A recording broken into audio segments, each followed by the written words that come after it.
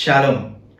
ఇర్మియా ప్రవక్తని విలపించే ప్రవక్త అని, విలపించు ప్రవక్తని అనేకసార్లు మనము ధ్యానము చేశాం.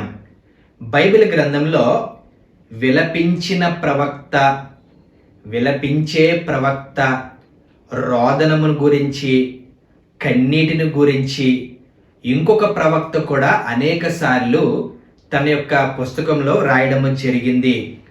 ఆ యొక్క అధ్యాయాలు తీసుకుంటే ఆయన యొక్క పుస్తకంలో 3 అధ్యాయాలు ఉన్నాయి. 70 నుండి 73 వచనాలు ఉన్నాయి. ఆ 73 వచనాలలో కన్నీరు గురించి, రోదనము గురించి, అంగలార్పు గురించి 8 సార్లు ప్రవచించి ఇతను కూడా విలపించే ప్రవక్తని, కన్నీరు కార్చిన ప్రవక్తని, అంగలార్చిన ప్రవక్తని పరిశుద్ధ గ్రంథం మనకి తెలియచేస్తున్నది. ఈ ప్రవక్త 3వ ప్రపంచ యుద్ధము గురించి మాట్లాడాడు. ఇదే ప్రవక్త 3వ ప్రపంచ యుద్ధంలో ఆ యొక్క దేశాలు ఎటువంటి ఆ యొక్క ఆయుధాలు వాడతాయో, ఎంత సొఫిస్టికేటెడ్ ఆ వెపన్స్ వాడతాయో ఈ ప్రవక్త ప్రవచించాడు. ఇదే ప్రవక్త the day of the lord, ప్రభువు దినము గురించి మాట్లాడాడు. అంచె దినముల గురించి, క్లోజింగ్ ఆఫ్ హిస్టరీ, ఆ దినము గురించి మాట్లాడాడు. ఇదే ప్రవక్త 2వ రాకడ గురించి, బాగా వినండి, 3వ రాకడ గురించి కూడా ఈ ప్రవక్త మాట్లాడాడు. చాలా ముఖ్యంగా ఈ ప్రవక్త మనందరి జీవితాలలో ఏమి జరుగుతుందో ప్రజెంట్ అండి, ఈ బైబిల్ గ్రంథంలో ఉన్న ఈ ప్రవక్త మనందరి జీవితాల్లో ఏమి జరుగుతుందో ప్రవచించాడు, ఏమి జరిగిందో ప్రవచించాడు, ఎందుకు నీకు నాకు మాత్రమే అలాగ జరుగుతుందో ప్రవచించాడు, మరి ఇతరులకు ఎందుకు అలాగ జరగట్లేదో ప్రవచించాడు, పదే నీకు నాకు మాత్రమే పలానా అంశము ఎందుకు జరుగుతుందో కూడా మరి ప్రవచించాడు. చాలా చక్కగా, సింపుల్గా 3 అధ్యాయాల్లో తన యొక్క గ్రంథాన్ని ముగించాడు. ఎంతమంది చూస్తారో నాకు తెలియదు, కానీ ఇట్స్ యాన్ ఐ ఓపెనర్. దయచేసి ఆఖరి వరకు చూడాలని కోరుతున్నానండి. దయచేసి వెంటనే మీ యొక్క ప్రేయర్ రిక్వెస్ట్, అది ఏ ప్రేయర్ రిక్వెస్ట్ అయినప్పటికీ కూడా ఆ యొక్క కామెంట్స్ రూపంలో మీరు పంపించాలని హృదయపూర్వకంగా కోరుతున్నాను. ఎందుకో తెలుసా, ఈ ప్రవక్తే ఆ దేవుని యొక్క దీవెనల గురించి కూడా మాట్లాడాడు. ఆ దేవుని యొక్క ఆశీర్వాదాలు, దేవుని యొక్క ప్రవచనాలు ఎన్నో కొన్ని జరిగాయి, ఇంకొన్ని జరగబోతున్నాయి. అది నీ జీవితంలో, నా జీవితంలో కూడా జరగబోతుందని ప్రవచించాడండి. దయచేసి నన్ను అర్థం చేసుకోవాలని కోరుతున్నాను. పొరపాటును కూడా ఎప్పుడు ప్లీజ్ సబ్స్క్రైబ్, దయచేసి సబ్స్క్రైబ్ చేయండి అని నేను అడగను. కామెంట్ చేయండి అని కానీ, లైక్ చేయండి అని కానీ, నా వీడియోలు ఇతరులకి షేర్ చేయండి అని కానీ ఎప్పుడూ నేను అడగలేదు, ఇక మీదట అడగబోను. కానీ దేవుని యొక్క వాక్యము సెలవిస్తున్నది, ఈ ప్రవక్త ప్రవచించిన ప్రతి అంశము ఆ యొక్క బైబిల్ గ్రంథంలో లేదా ప్రపంచ చరిత్రలో జరిగాయి, ఇంకొన్ని జరగవలసి ఉన్నవి. ఆ యొక్క ప్రవచనాలు నీ జీవితంలో, నా జీవితంలో ఖచ్చితంగా దేవుడు నెరవేర్చబోతున్నాడు. దయచేసి మీ కొరకు కాకపోతే మీ కుటుంబీకుల కొరకు కానీ, మీ సంఘస్థుల గురించి కానీ ఏదైనా విన్నపాలు ఉంటే మరి వెంటనే టైప్ చేసి పంపించాలని కోరుతున్నాను. మనం అందరం కలిసి ప్రార్థన చేద్దాము. దేవుడు తప్పక ఆ ప్రతి ప్రార్థన అవసరతకి జవాబు దయచేయబోతున్నాడు. నమ్మిన వారు మరలా ఏమేనని టైప్ చేసి పంపించండి. ఇంతకీ ఎవరు ఈ ప్రవక్త అని మనము గమనించినట్లయితే, ఈ ప్రవక్త యోవేలు, జోయల్. మరి బైబిల్ స్టడీ గనుక చాలా షార్ట్గా ఇంట్రడక్షన్ ఇచ్చి, ఈ ఓవరాల్గా యోవేలు గ్రంథము దేని గురించి మాట్లాడాడో దాని గురించి మీకు వివరిస్తానండి. మరి యోవేలు గ్రంథం అనగానే మన అందరిలో ఒక వచనం బాగా గుర్తుకొస్తుందండి. యోవేలు గ్రంథము 2వ అధ్యాయము 28వ వచనము. తరువాత నేను సర్వజనముల మీద నా ఆత్మను కుమ్మరింతును, మీ కుమారులను మీ కుమార్తెలను ప్రవచనములు చెప్పుదురు, మీ ముసలివారు కలలు కందురు, మీ యవనులు దర్శనములు చూతురు. ఆ దినములలో నేను పనివారి మీదను పనికెత్తల మీదను నా ఆత్మను కుమ్మరింతును. ఇది అనేక సార్లు మనము ధ్యానము చేశాము గనుక ఈ యొక్క ఆత్మను గురించి మరి ఎక్కువగా నేను ఇప్పుడు ఫోకస్ చేయనండి. ఎప్పుడైనా దేవుని చిత్తమైతే దాని గురించి మనము ఫోకస్ చేద్దాం. ముందుగా జోయెల్.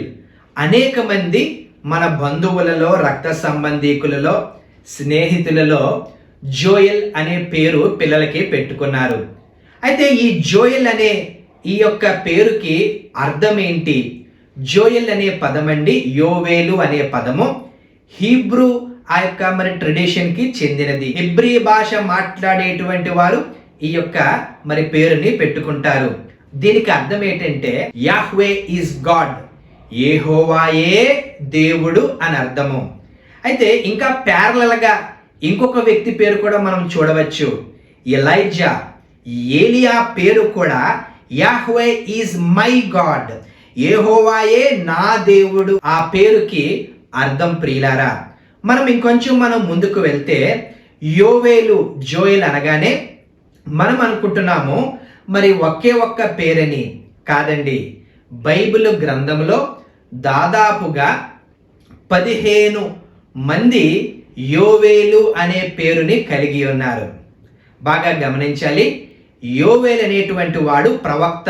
అంటే ఈ ప్రవక్త చిన్న ప్రవక్త మాత్రమే కాదు, పాత నిబంధన కాలంలో బైబిల్ గ్రంథంలో 15 మంది యోవేలు అనే పేరు కలిగిన వారు ఉన్నారు. అంతెందుకు, సమూయేలు కుమారుడు పేరు కూడా యోవేలు. మనం ఇంకొంచెం ముందుకు వెళ్దాము. యోవేలు యొక్క కుటుంబం గురించి ఎక్కడా కూడా సంఘ చరిత్ర కానీ బైబిల్లో కానీ వ్రాయబడలేదు. కానీ మరి తండ్రి పేరు గురించి మాత్రమే మాట్లాడింది. యోవేలు గ్రంథము 1వ అధ్యాయము 1వ వచనంలో పెతూయేలు కుమారుడైన యోవేలునకు ప్రత్యక్షమైన యెహోవా వాక్కు.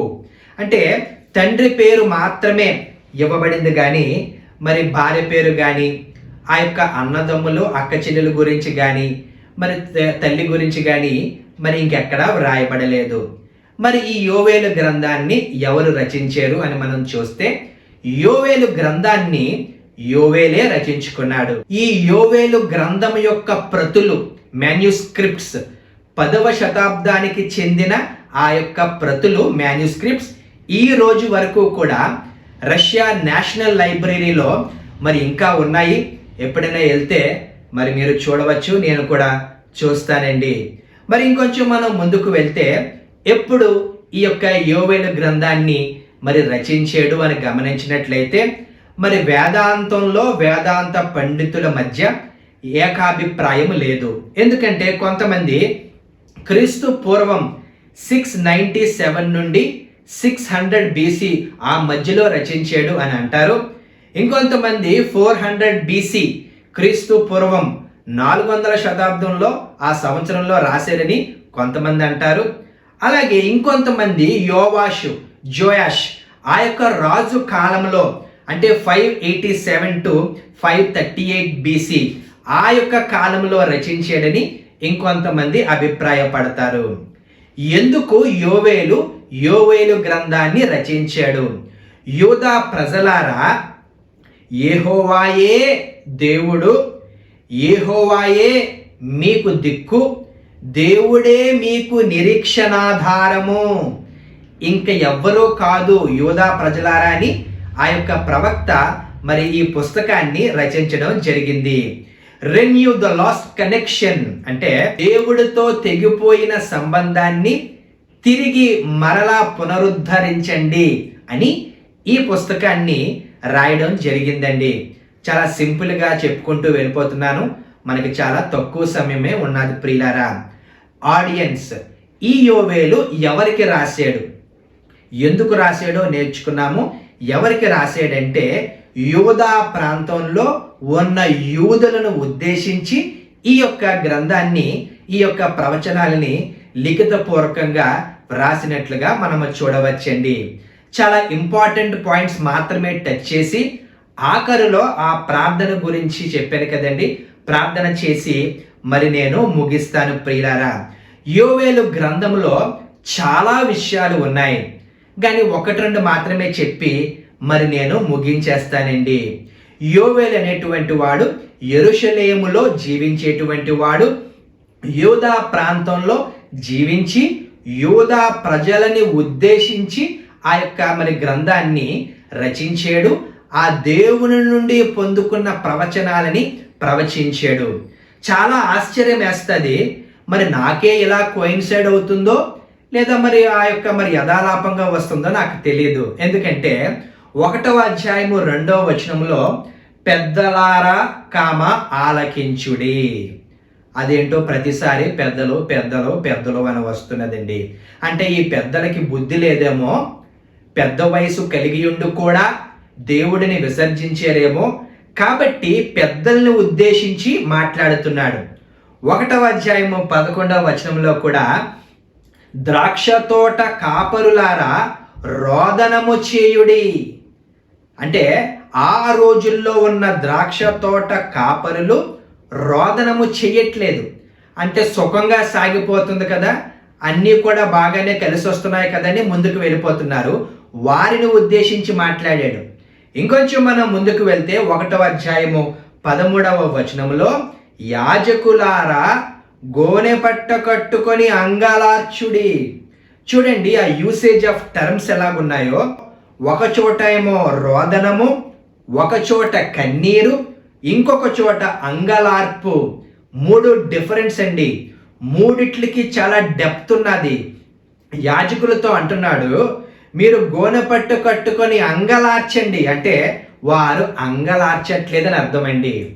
ఇంకొంచెం ముందుకు వెళ్తే నా దేవుని పరిచారకులారా గోనె పట్ట వేసుకొని రాత్రి అంతయు గడుపుడి. ఎంత క్లియర్గా ఆ 4 గ్రూప్స్ ఆఫ్ పీపుల్ని ఉద్దేశించి మాట్లాడుతున్నాడంటే, మీకు కన్నీరు రావట్లేదు కాబట్టి కన్నీరు కార్చండి, మీరు రోదనము చేయట్లేదు గనక మీరు రోదనము చేయండి, మీరందరూ కూడా అంగలార్చట్లేదు గనక అంగలార్చండి అని ఈ యోవేలు ప్రవక్త ఈ రోజుల్లో కూడా పెద్దలకి, ఈ రోజుల్లో కూడా కాపరులకి, ఈ రోజుల్లో కూడా యాజకులకి, ఈ రోజుల్లో కూడా పరిచారకులకి దేవుని యొక్క వాక్యాన్ని తెలియచేస్తున్నాడండి.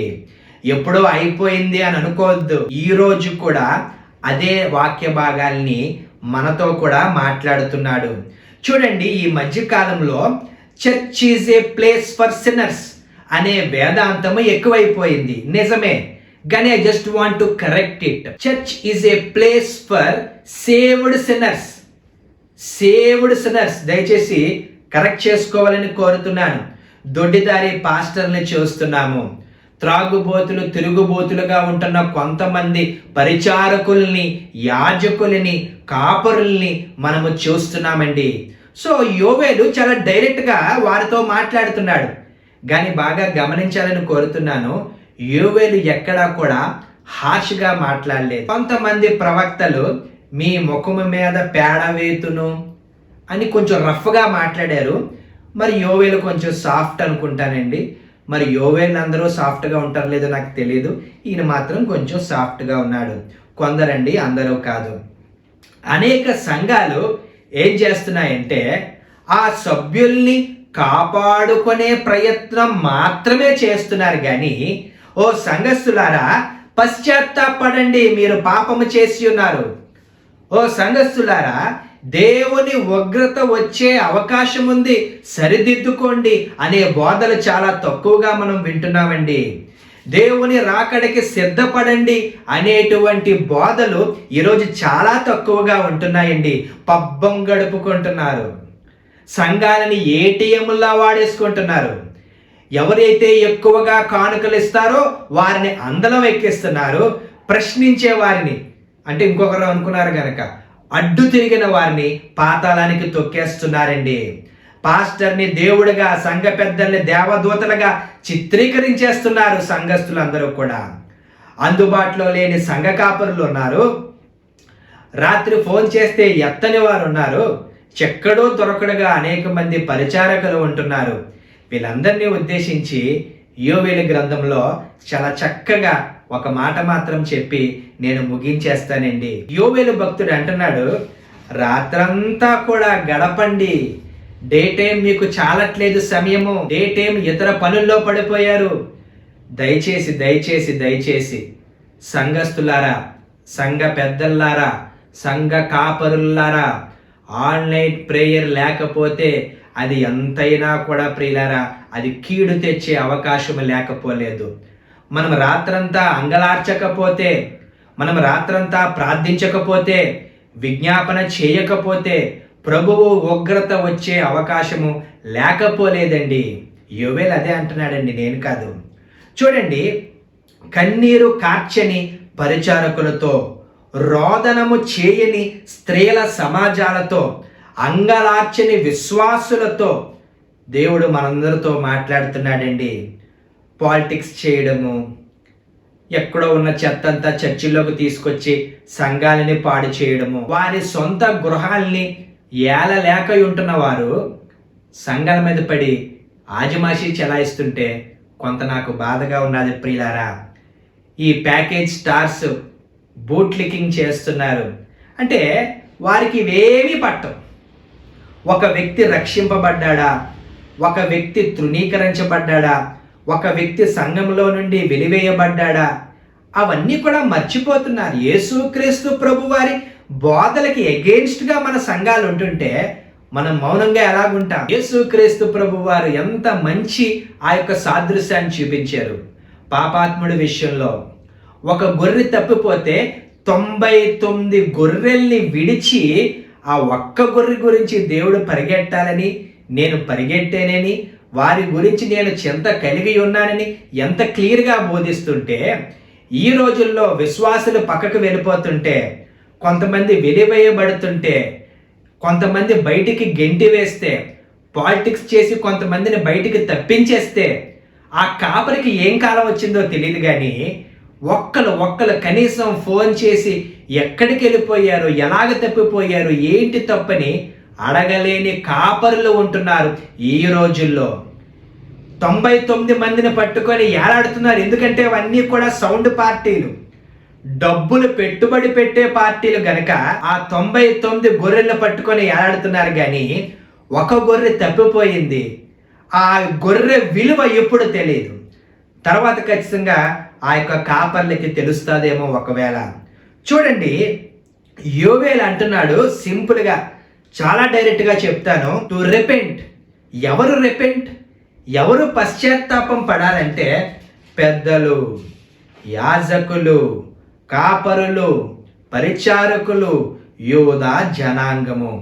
చూడండి, ఒక్కొక్కసారి మనం గమనించినట్లయితే యోవేలు భక్తుడు మనందరి జీవితంలో ఏమి జరుగుతుందో ప్రవచించాడని చెప్పాను కదండి. ఏమిటి ఆ ప్రవచనము అని మనం గమనించినట్లయితే యోవేలు భక్తుడు మన జీవితంలో జరుగుతున్న వాటికి కారణం చెప్పేశాడు. ఎందుకు నీ జీవితంలో అలాగే జరుగుతుందో తను చాలా సింపుల్గా రీజన్ ఇచ్చేసాడండి. అదే అని నేను అనట్లేదు, కానీ ఒక కారణం చూపించాడు ఈ యోవేలు భక్తుడు. ఎందుకు నీకు నష్టం వచ్చింది, యోవేలు చెప్పాడు. ఎందుకు నీకు కష్టం వచ్చింది, యోవేలు చెప్పాడు. ఎందుకు నీకు బాధ వచ్చింది, యోవేలు చెప్పాడు. ఎందుకు నీకు ఓటమి వచ్చింది, యోవేలు చెప్పాడు. నీ ప్రార్థనలకి ఎందుకు జవాబు రావట్లేదు, యోవేలు చెప్పాడు. ఎందుకు నీకు ఎప్పుడు చూసినా ఆర్థిక ఇబ్బందులే, యోవేలు చెప్పాడు. ఎప్పుడు చూసినా అనారోగ్యమే, యోవేలు చెప్పాడు. ఎందుకు నీకు పిల్లలు కలగట్లేదు, యోవేలు చెప్పాడు. ఎందుకు నీకు వివాహం కావట్లేదు, యోవేలు చెప్పాడు. ఎందుకు నీ జీవితంలో ఎదుగుదల లేదు, యోవేలు చెప్పాడు. నీకు ఇంకా పెన్షన్ ఎందుకు రావట్లేదు, నీకు ఇంకా ప్రమోషన్ ఎందుకు రావట్లేదు, నీకు ఇంకా ఇంక్రిమెంట్ ఎందుకు రావట్లేదు, ఎప్పుడు చూసినా పోలీస్ కేసులే, ఎప్పుడు చూసినా కోర్టు కేసులే, ఎప్పుడు చూసినా మీ ఇంట్లో ఎవరో ఒకరికి ఏదో ఒక యాక్సిడెంట్ జరుగుతూనే ఉంటుంది, ఎప్పుడు చూసినా ఎవరో ఒకరు హాస్పిటల్లో అడ్మిట్ అవుతూనే ఉంటుంటారు, ఎందుకు అనేక మంది మీ కుటుంబాల్లో చనిపోతున్నారు, ఎందుకు అనేక మంది సూసైడ్ అటెంప్ట్స్ చేస్తున్నారు, ఎందుకు నీకు అవమానం జరిగింది, ఎందుకు నీకు డైవోర్స్ వచ్చింది, ఎందుకు ఎప్పుడు చూసినా వివాదాలు ఉంటున్నాయి నీ జీవితంలో, ఎందుకు నువ్వు ఎగ్జామ్లో ఎప్పుడు ఫెయిల్ అయిపోతున్నావు, ఎందుకు అసలు నీకు ఉద్యోగమే రావట్లేదు, ఎందుకు నీ బిజినెస్లో నువ్వు ఫెయిల్యూర్ అవుతున్నావు, ఎక్కడ అడుగు పెట్టినా భస్మం ఎందుకు అయిపోతుంది, ఎందుకు నీ పిల్లలు మరి అనాలోచితంగా మరి ఇతరులతో పారిపోతున్నారు, లేచిపోతున్నారు, ఎప్పుడు చూసినా నీ కుటుంబంలో అశాంతి అశాంతి అశాంతి ఎందుకుంటుందో యోవేలు చెప్పాడండి. ఏమిటి దీనికి కారణం అని గమనిస్తుంటే ఒకసారి గమనించాలని కోరుతున్నాను. ఒకవేళ అండి ఇదే రీజన్ నేను అనట్లేదు. ఏమిటి ఆ రీజన్ అంటే దేవుడు యోధా ప్రజల దుస్థితికి కారణం చెప్పాడు. 4వ వచనం తీయాలని కోరుతున్నాను. 1వ అధ్యాయం 4వ వచనంలో దేవుడు ప్రకృతిని వాడుకొని దేవుడు ప్రజల ఆహారాన్ని ఏం చేశాడంటే వారికి దక్కకుండా చేశాడు. దేవుడు ప్రకృతిని వాడుకొని వారి జీవితాల్ని కకలాబెకలం చేసాడండి. మరి కకలాబెకలం కరెక్టో కదా నాకు తెలియదు, ఏదో వచ్చేసని చెప్పేశాను.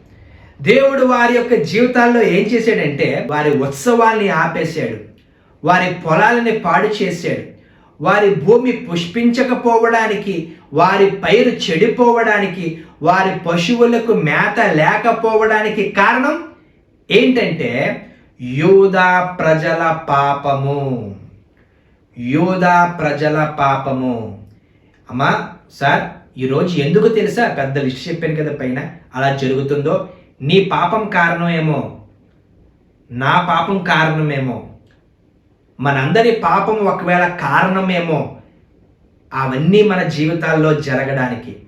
పాపము కారణంగా ఆశీర్వాదము, దేవుని ఆశీర్వాదము ఆగిపోయింది. ఈరోజు నీ ఆశీర్వాదాన్ని, నా ఆశీర్వాదాన్ని, మన ఆశీర్వాదాన్ని ఎవరు తెలిసి ఆపేస్తున్నారు? దేవుడు కాదు, సాతానుడు కాదండి, నువ్వు నేనే. మనమే దేవుని యొక్క ఆశీర్వాదాన్ని మన పాపముల కారణంగా పోగొట్టుకుంటున్నామండి. ఒకవేళ లంచం తీసుకుంటున్నావేమో ఓ ప్రభుత్వ ఉద్యోగి, అల్లుళ్ళు గాడిదలు, కట్నం తీసుకున్న ప్రతి అల్లుడు గాడిద. TV9 అండి, నేను కాదు, TV9 చెప్పింది. ఒకవేళ యవన దశలో ఉంటుండగా నువ్వు ప్రేమించిన ప్రియుణ్ణి, ప్రియురాల్ని ఇంకా నువ్వు మర్చిపోలేకపోతున్నావేమో, ఆ ట్రేసెస్ ఇంకా ఉన్నాయేమో, అదేమో ఒకవేళ కారణం. ఇంకా ముందుకు వెళ్తే చాలామంది మెడికల్ డిపార్ట్మెంట్ వాళ్ళు నాకు చెప్పారు, మెడికల్ డిపార్ట్మెంట్లో పనిచేస్తున్న ప్రతి వ్యక్తి ఇల్లు ఒక అపోలో మెడికల్ షాప్ అంట. అందరూ కాదండి, కొంతమంది. అంటే ఇవన్నీ కూడా నరాల్లో జీర్ణించుకుపోయాయి. కాయర్లో చాలామంది కాయర్ మాస్టర్లు కాయర్లో ఉంటున్న వారిని వాడేసుకొని వదిలేస్తున్నారు లైంగికంగా. ఇవన్నీ ఉంటుండగా దేవుని ఆశీర్వాదం మనకి ఎలాగ వస్తుందో ఒకసారి ఆలోచన చేసుకోవాలి. అప్పు చేసి తప్పించుకొని తిరుగుతున్నావేమో, మరలా నువ్వు భక్తిపరుడువా? సిగ్గులేదు, నువ్వు మరలా భక్తిపరురాలువా? అప్పు చేసి తీర్చకపోతే అది వాక్యానుసారము కాదు. ఒకవేళ నీ యొక్క రక్త సంబంధికుల మీద ముసలమ్మ ముచ్చట్లు చేస్తున్నావేమో, ఎప్పుడు చూసినా దెప్పి పొడుస్తున్నావేమో, లేదా ఎలక్షన్స్ వచ్చాయి కదా,